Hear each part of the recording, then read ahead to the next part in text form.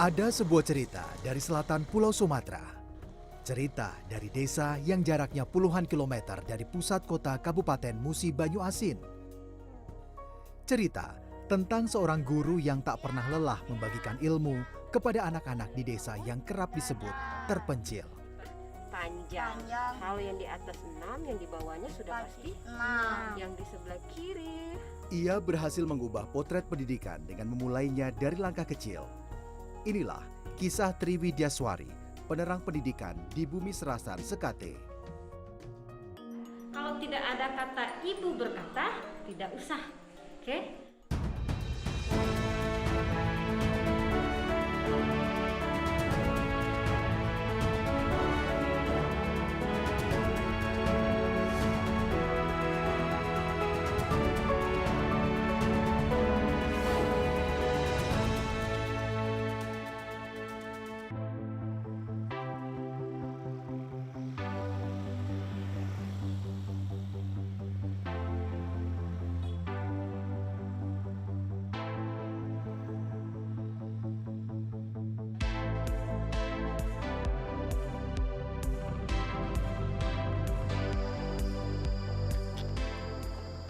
Dengan sepeda motor, wanita kelahiran 8 November 1986 ini memulai aktivitasnya.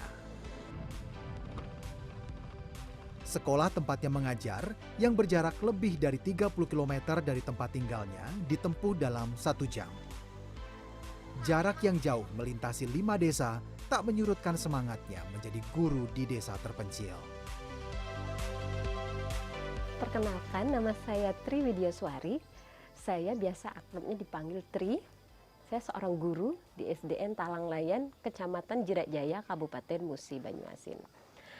Perjalanan yang ditempuh menuju desa Talanglayan itu nggak mudah, penuh rintangan. Awal saya masuk ke sekolah SDN Talanglayan, itu jalanannya penuh dengan lumpur. Jadi kurang lebih 1 pinggang orang dewasa gitu. Kendaraan, motor, mobil itu diparkirnya di luar, di sebelum masuk Desa Layan. Jadi kita mau dari Jira itu ke Desa Layan kurang lebih 2 jam perjalanan pakai kaki gitu ya.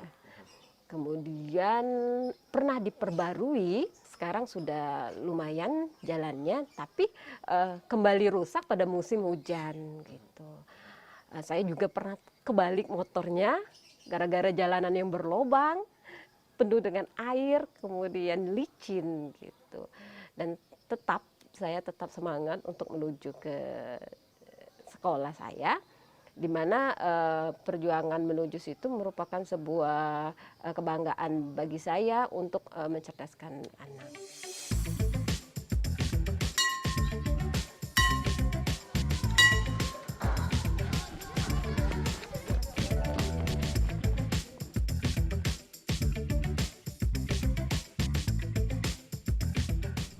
Selamat pagi anak-anak. Hari ini kita akan belajar kata tanya.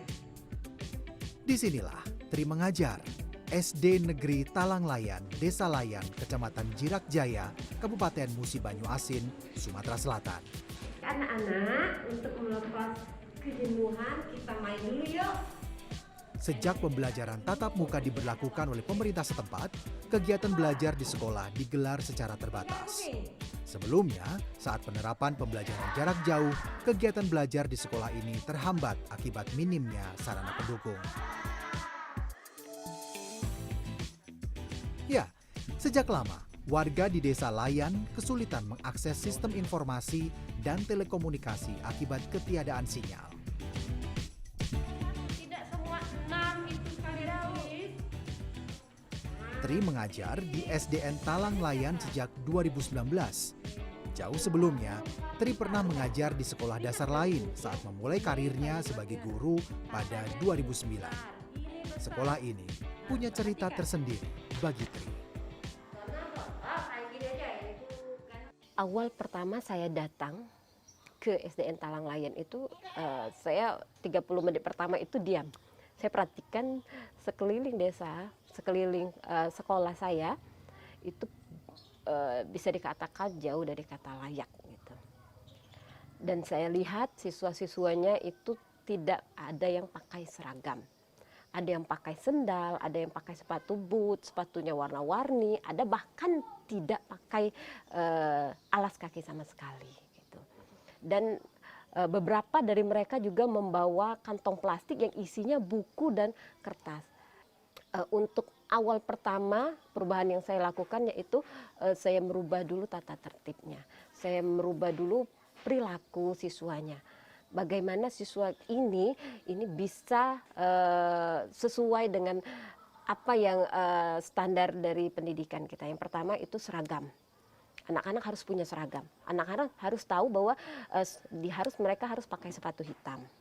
Mereka harus punya buku, punya tas, kemudian alat tulis yang lengkap. Dan alhamdulillah juga awal dari sana itu membuat siswa-siswa di sana bersemangat karena menemukan sebuah panduan baru, pedoman baru untuk mereka untuk merubah ke arah yang lebih baik. Berawal dari kondisi tersebut, Tri tergugah melakukan banyak perubahan di sekolah ini. Ibu berkata pegang leher, pegang kaki. Jadi memang Desa Layan itu terisolasi dulunya. Sekolah SDN Talanglayan berdiri tahun 85 itu belum pernah mendapat akreditasi B.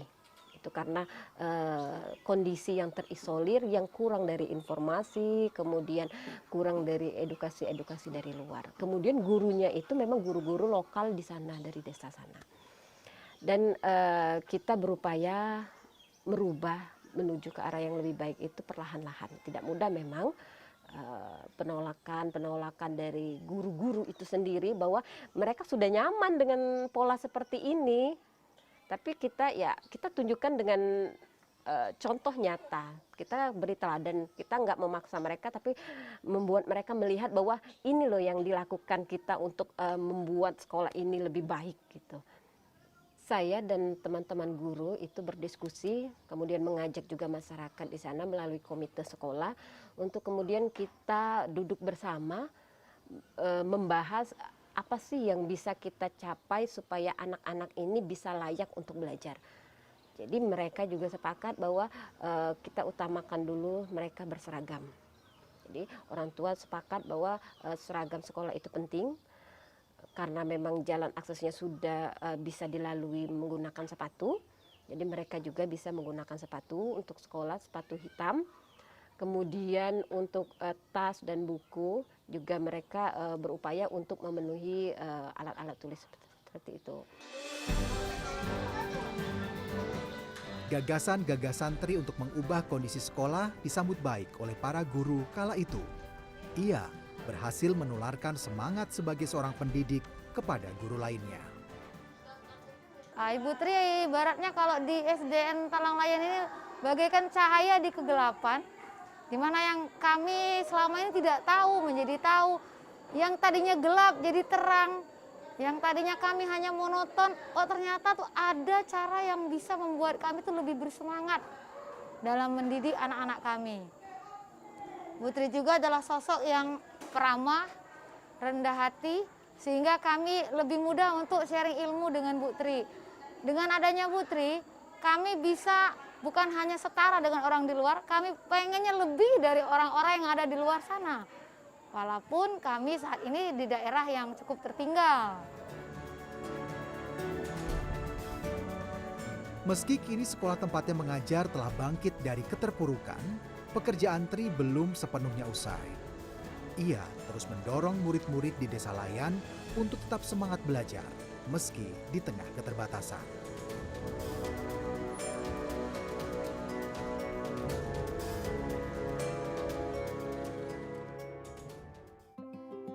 Waktu pandemi, masa pandemi itu saya kehilangan 2 orang murid. Gitu. 2 orang murid ini kemana ketika saya absen? Nggak pernah hadir. Gitu. Setelah saya tanya teman-teman gitu, guru-guru yang juga memang stay di SDN Talanglayan, itu saya tanyakan, Bu ini gimana nih, si A, si B ini nggak pernah masuk. Oh iya, ini mereka lagi membantu orang tuanya gitu, mereka bekerja. Jadi selama pandemi itu diajak orang tuanya ke kebun.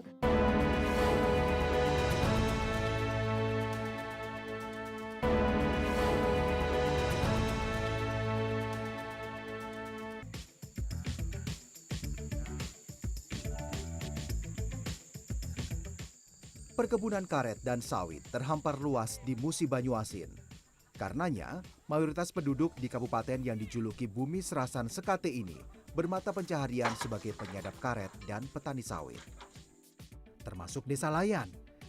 Banyak yang menggantungkan hidup dari hasil kebun di desa yang dihuni oleh sekitar 350 keluarga ini. Eki Purwanto salah satunya. Warga Dusun 2 Desa Layan ini telah lebih dari 20 tahun bekerja menyadap karet. Penghasilannya tergantung pada getah karet yang berhasil dikumpulkan setiap hari. Rata-rata Rp500.000 per bulan ia kantongi dari hasil menjual getah karet. Anak pertamanya, Yongki, adalah murid SDN Talang Layan. Di masa pandemi, Yongki kerap membantu Eki menyadap karet. Selama COVID, anak saya dibawa atau ya ikut ke kebun, menolong kami ngangkat karet atau mantang. Kalau anak saya ikut itu biar dia bisa motong karet seperti saya, biar dia bisa. Ada pula Nadia yang kerap membantu ibunya di kebun. Di lahan pohon karet yang sudah tidak produktif ini, Nadia dan ibunya merawat kebun sawit. Bagi Triwidyaswari, mengajar tak pandang bulu. Ia tak ingin murid-muridnya ketinggalan pelajaran karena kewajiban membantu orang tuanya bekerja. Waktu pandemi, masa pandemi itu saya kehilangan 2 orang murid. 2 orang murid ini kemana ketika saya absen? Nggak pernah hadir. Gitu. Setelah saya tanya teman-teman, gitu, guru-guru yang juga memang stay di SDN Talang Layan, itu saya tanyakan, Bu ini gimana nih, si A, si B ini nggak pernah masuk. Oh iya, ini mereka lagi membantu orang tuanya gitu, mereka bekerja. Jadi selama pandemi itu diajak orang tuanya ke kebun, diajak orang tuanya nyadap karet gitu. Oh seperti itu. Baik Ibu, nanti kita guru-guru itu ingin mengunjungi siswa tersebut, kita ingin melaksanakan pembelajaran home visit saja gitu. Saya upayakan supaya anak-anak tersebut walaupun tidak bisa datang ke sekolah, dia tetap bisa mendapatkan pembelajaran gitu. Jadi kita mengunjungi mereka ke rumah. Ya, tak ingin merasa kehilangan muridnya kembali, Tri mendatangi murid-muridnya untuk belajar. Nadia, Ya Bu. yuk belajar yuk. Ya. Sini. Selamat siang anak-anak. Siang, luar biasa, tetap semangat. Oh masih lesu, coba lagi. Selamat siang anak-anak. Siang, luar biasa, tetap semangat. Ya, semangat ya. Tri menyadari ada tantangan besar yang dihadapi ketika mengajar dengan mendatangi rumah murid. Kesulitan terbesarnya adalah mereka belajar home visit itu kan mereka tidak bertemu dengan teman-teman mereka. Otomatis anak-anak itu kan anak-anak SD itu belajarnya sambil bermain gitu. Mereka ketika bertemu teman itu lebih bersemangat gitu. Namun ketika kita home visit itu cuma ada saya, mereka yang anak-anak gitu. Jadi motivasi mereka kurang. Kemudian kita juga tidak mungkin kan untuk membawa alat-alat, semua alat-alat yang di sekolah itu untuk dibawa ke rumah. Jadi ya kemungkinan alat-alat untuk pembelajaran itu, alat bantu untuk pelajaran itu lebih sulit gitu. Banyak orang tua merasa terbantu dengan kehadiran guru di desa terpencil seperti Tri. Ibu Tri itu orangnya perhatian. Dia rela mendatangi anak muridnya satu-satu supaya tidak ketinggalan pelajaran. Saya bersyukur karena anak saya Nadia bisa mengikuti pelajaran karena Ibu Tri rela mendatangi rumahnya satu-satu. Bagi Tri, murid tak hanya sekadar anak didik. Ia menganggap murid-muridnya seperti anaknya sendiri yang memerlukan perhatian dan kasih sayang.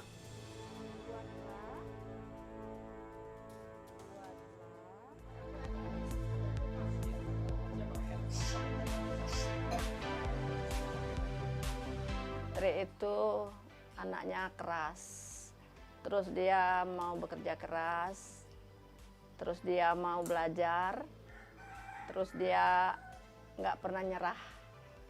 Terus dukungan dari keluarga, kami semua mendukung.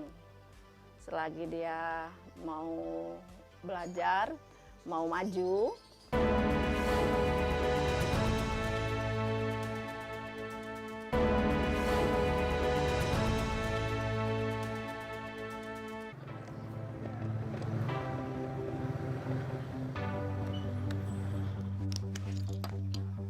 Assalamualaikum. Waalaikumsalam. Bunda.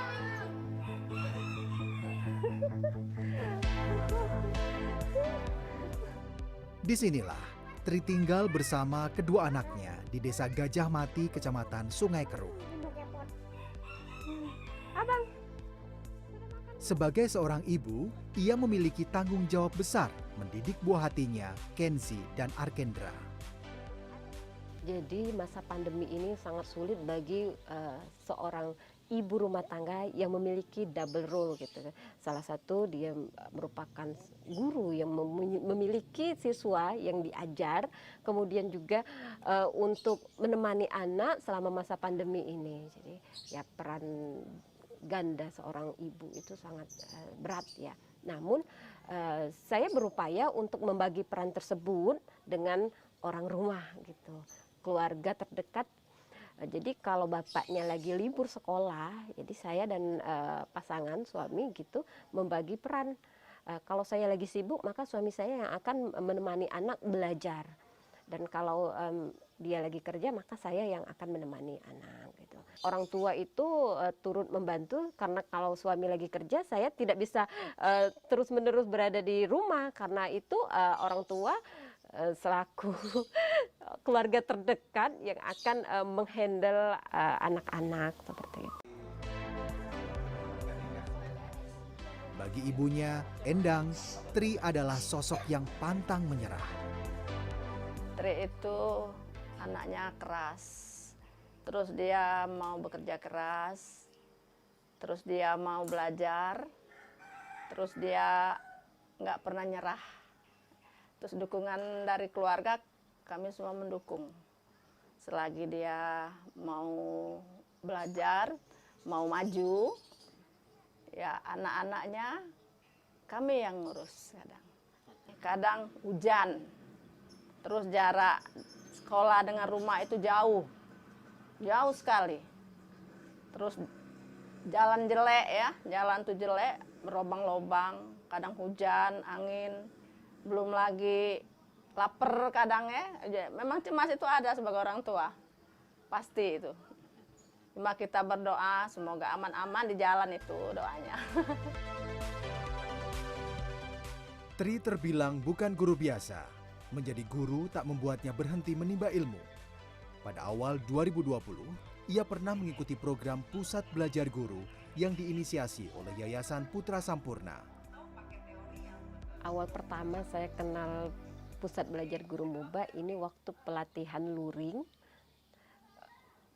pembelajaran aktif dan kreatif gitu, dari PBG MUBA dan Yayasan Putra Sampurna. Di sana saya melihat bahwa fasilitator dan juga guru inti yang menjadi instruktur pada saat itu sangat interaktif. Kemudian mereka mengajarkan bagaimana kita membuat pembelajaran itu menjadi menyenangkan, aktif dan kreatif bagi siswa. Pembelajarannya berpusat pada siswa seperti itu.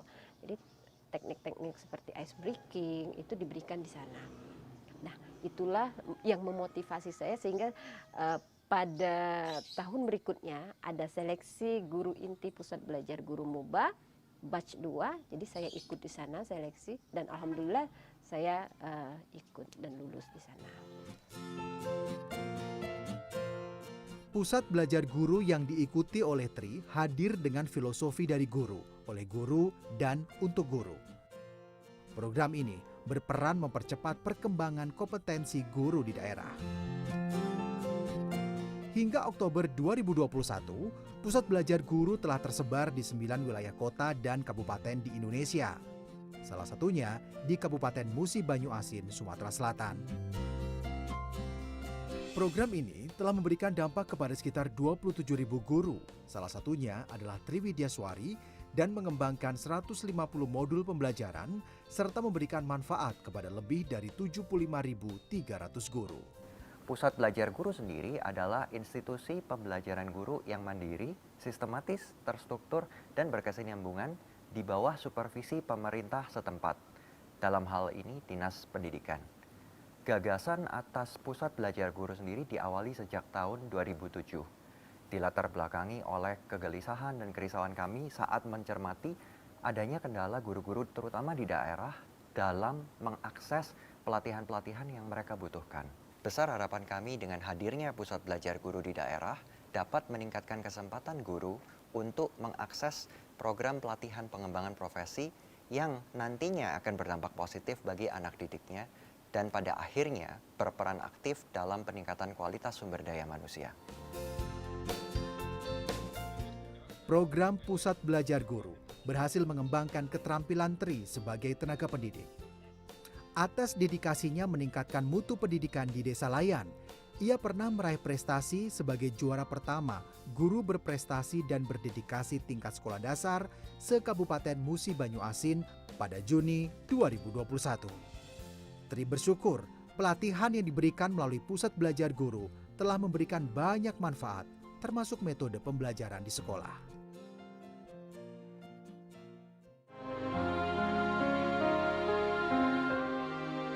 Tri Widyaswari, sosok guru yang cerdas dan tangguh.